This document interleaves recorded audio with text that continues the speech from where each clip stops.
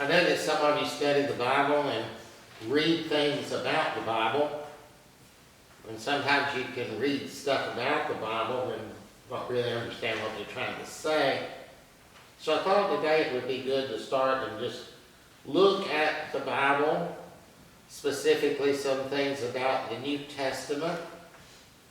Now, the New Testament part of the Bible reports form the basis of Christianity. The New Testament is about Jesus, what he did, what he taught, what happened to him, and what some of his earliest followers did. And of course, Christians believe Jesus was God on earth as a human being about 2,000 years ago. And so the New Testament centers around Jesus and some of his first followers. If you start reading your Bible and you read through the New Testament, you'll notice it is a collection of different kinds of writings. They were written by different people at different times and places and for different reasons. They have been collected together and put in a book. Each one of the books of the New Testament is referred to as a book, like Matthew is a book, Mark is a book, John is a book, and so on.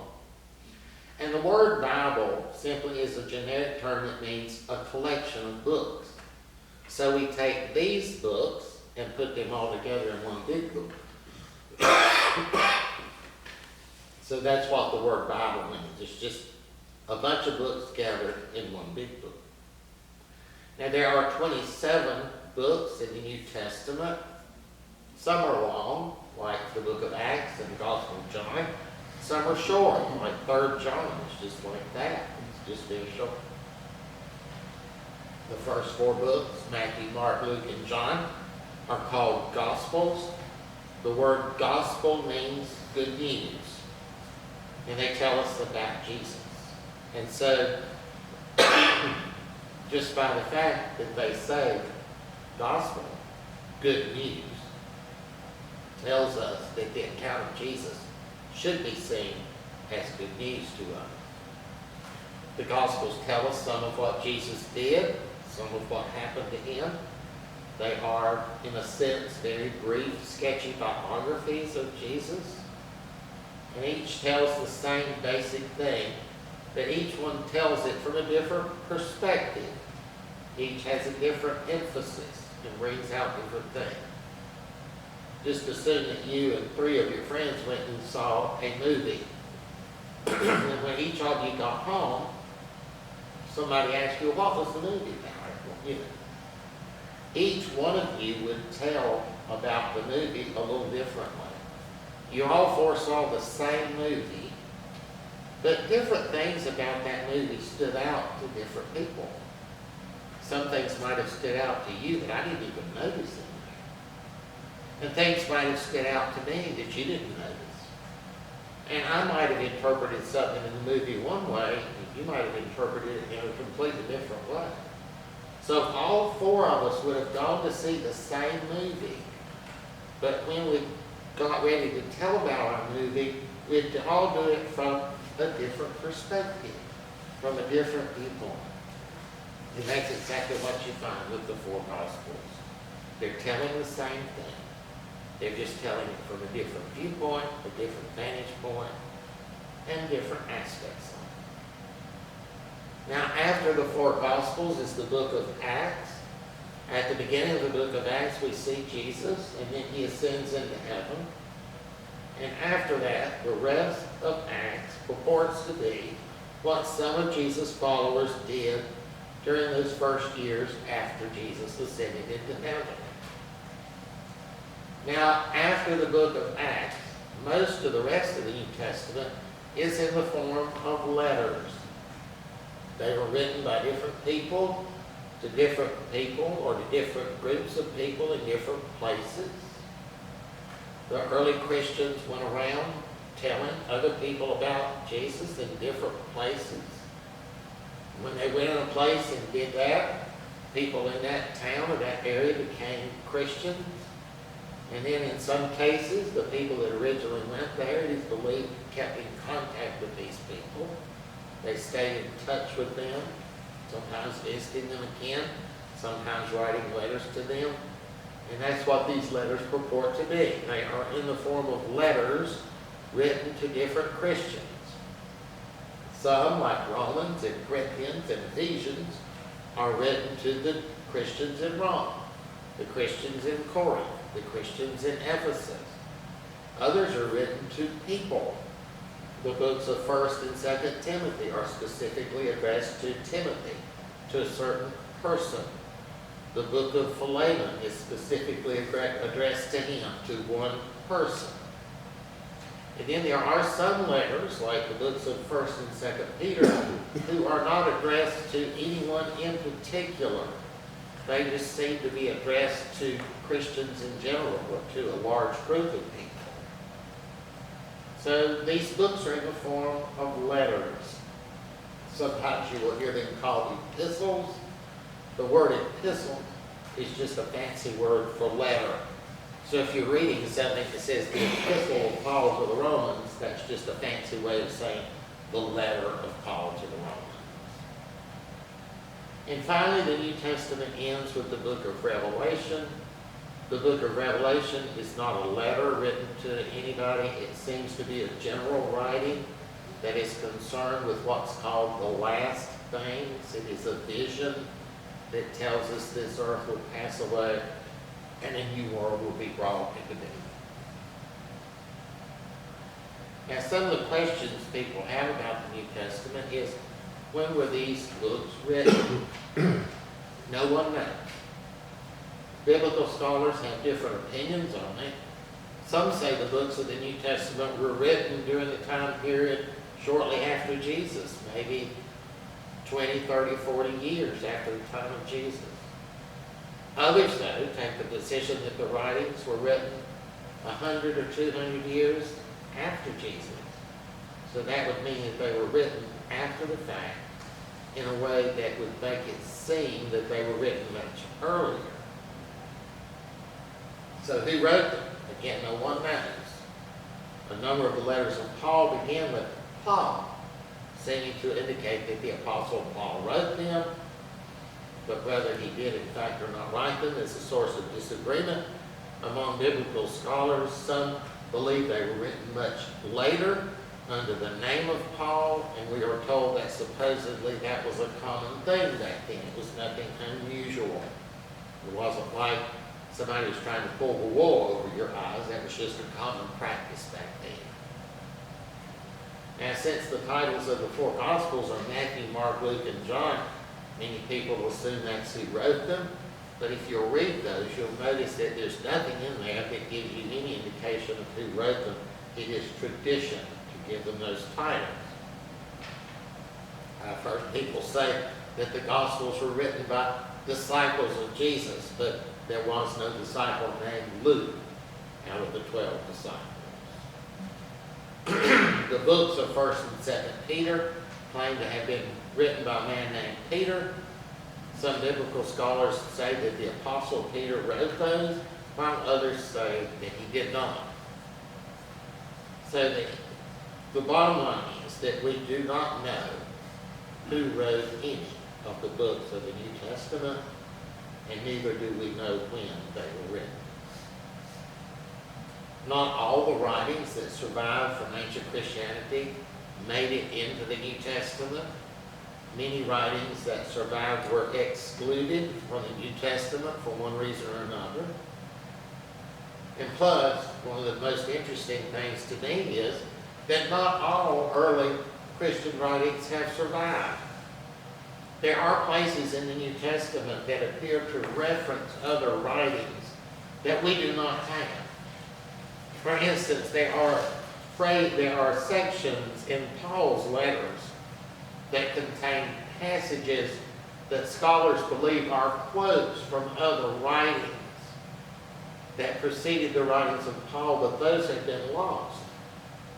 We don't know what those writings were, and we don't have them anymore.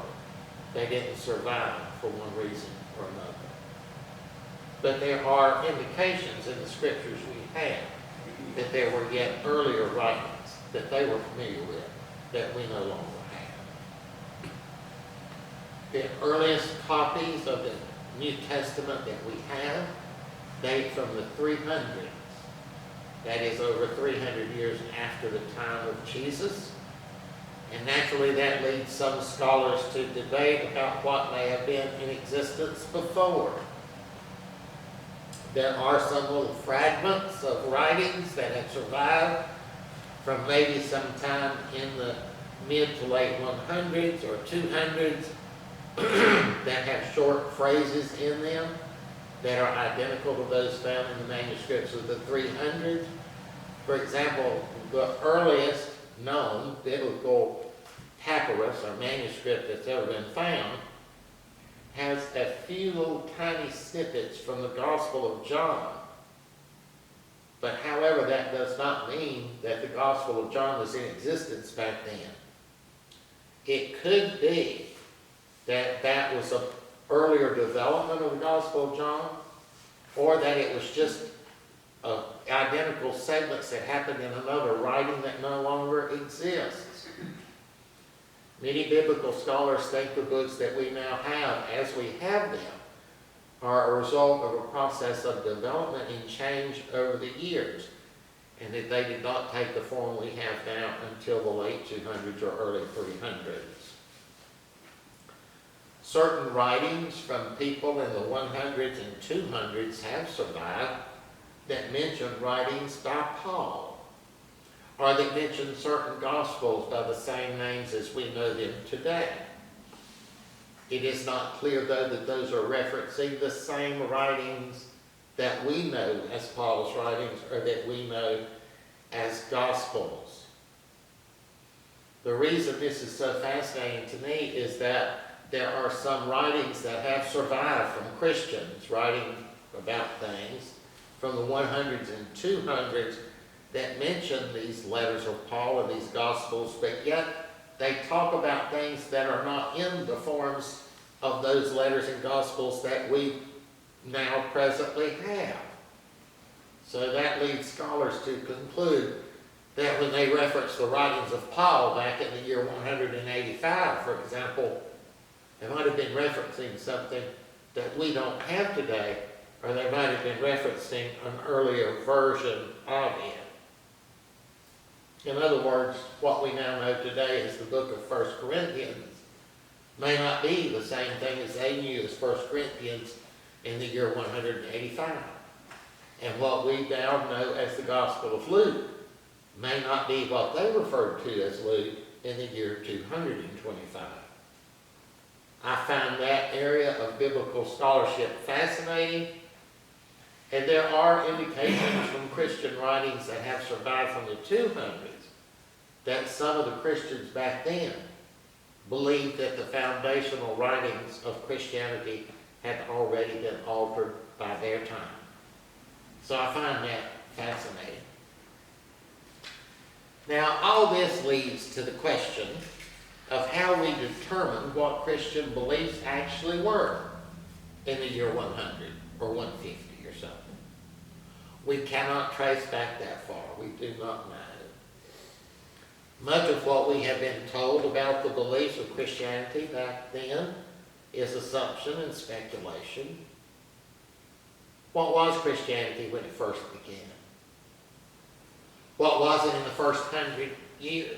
Was it the same as it would be in the year 300? We simply do not know. My personal opinion is that Christianity did change and develop over the 300 years from the time of Jesus until the New Testament writings took their present form. I want you to think about politics for a minute. That's everybody's favorite subject.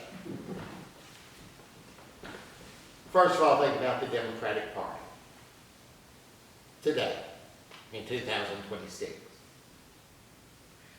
Then think about the Democratic Party in 1956.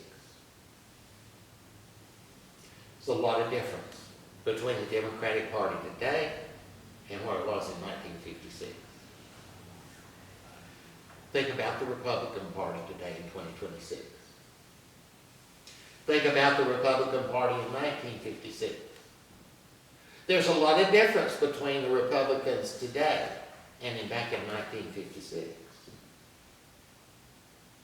In fact, neither party would be recognizable to the Democrats in 1956. They wouldn't recognize the Democratic Party today.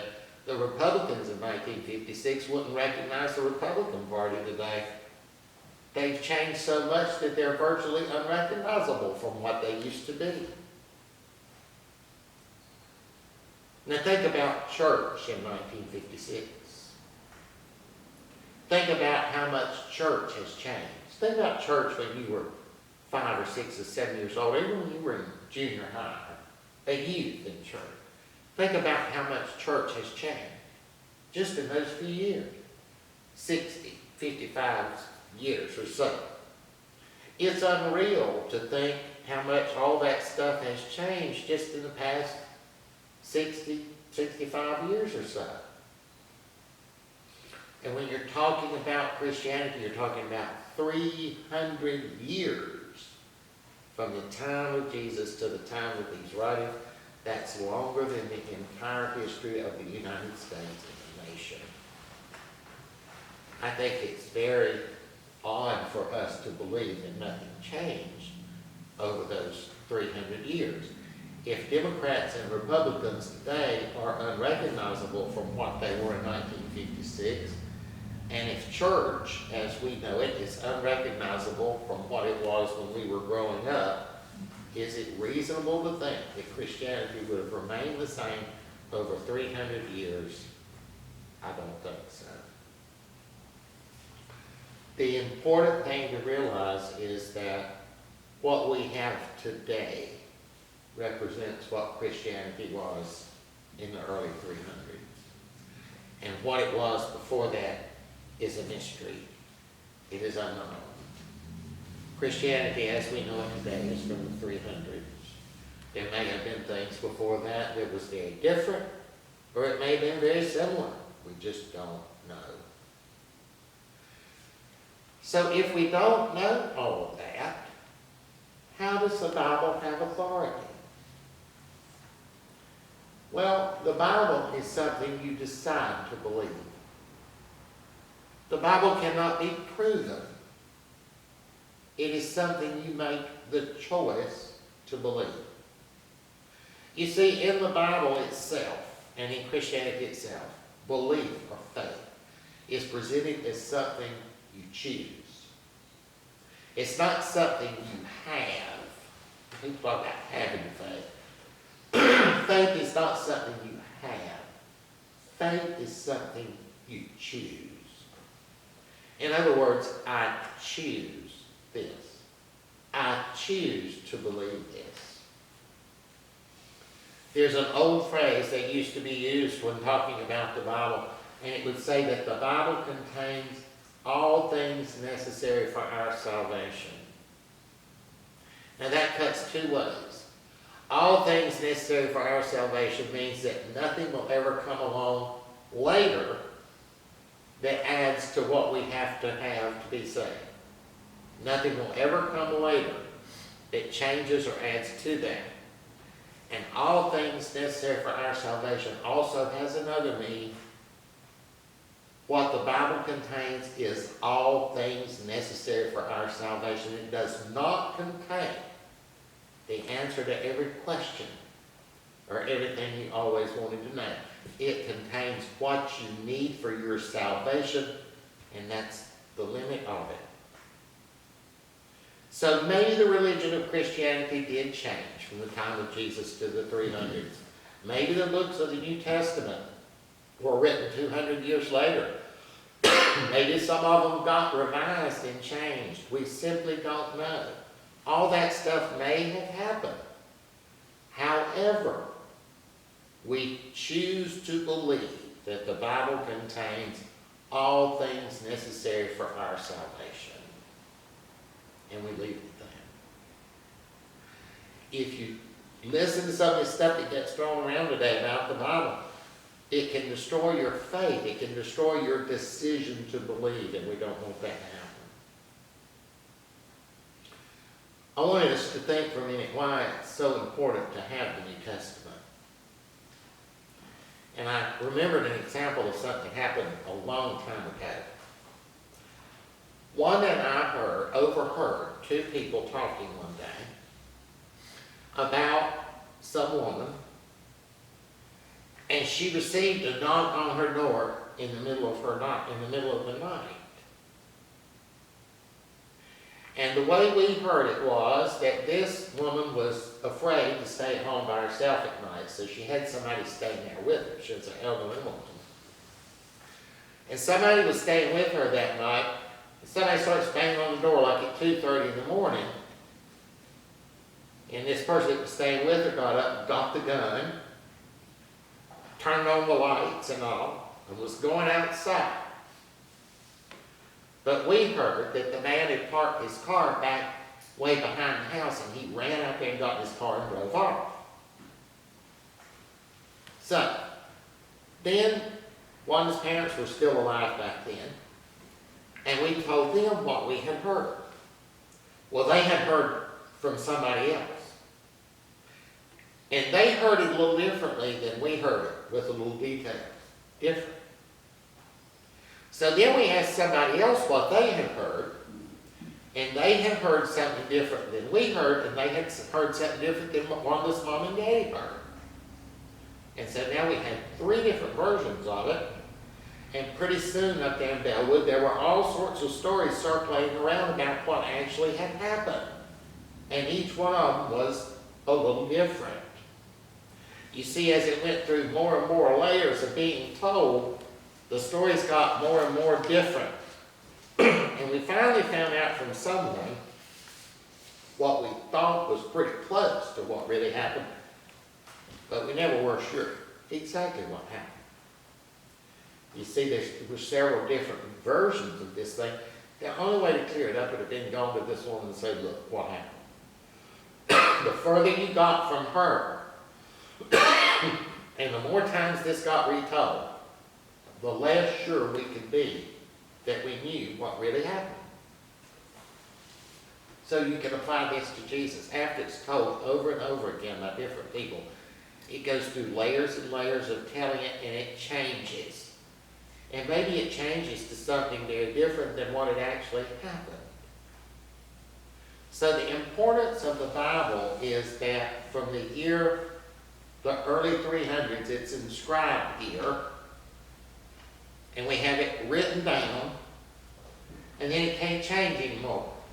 Well, it can, because, they get people to write modern translations now, and they translate out what they don't like, or tell you why that shouldn't be in there, what they didn't really mean it or something. But anyway, it does stand as a standard, as a benchmark. They are the closest things we have to what actually happened. If you're talking with somebody and they say, well, Jesus said so-and-so, and you think, well, I don't remember ever reading Jesus say that. You go home, flip through your Bible, and you don't find that. You don't find where Jesus said that. Well, what basis did that person have to tell you that Jesus said it? You see, that's the importance of the Bible. It is the standard. It is the yardstick. That's the importance of it. We keep in mind, though, that it is the standard and yardstick that comes from the 300s. 300 years after Jesus. And it reflects the beliefs and ideas of people of that time. We cannot say with any certainty what came earlier than that. So how can you trust it? It is a matter of faith. You can take it on faith that God was at work in those people back then in some way. We don't know whether God worked through those people, or we don't know whether God worked in spite of those people. Could be either way. He could have worked through them, he could have worked in spite of them. But he was at work in that process and made sure that enough would be in there for our salvation. we take on faith that God was at work either through or in spite of those people to be sure that the essentials survive, to be sure that it would contain all things necessary for our salvation. So in the face of a lot of things you may hear today that would tend to make you think that the Bible is unreliable or this, that, and the other, we take it on faith that God was at work in that process to be sure that what survived was sufficient in its essence and contains all things necessary for our salvation.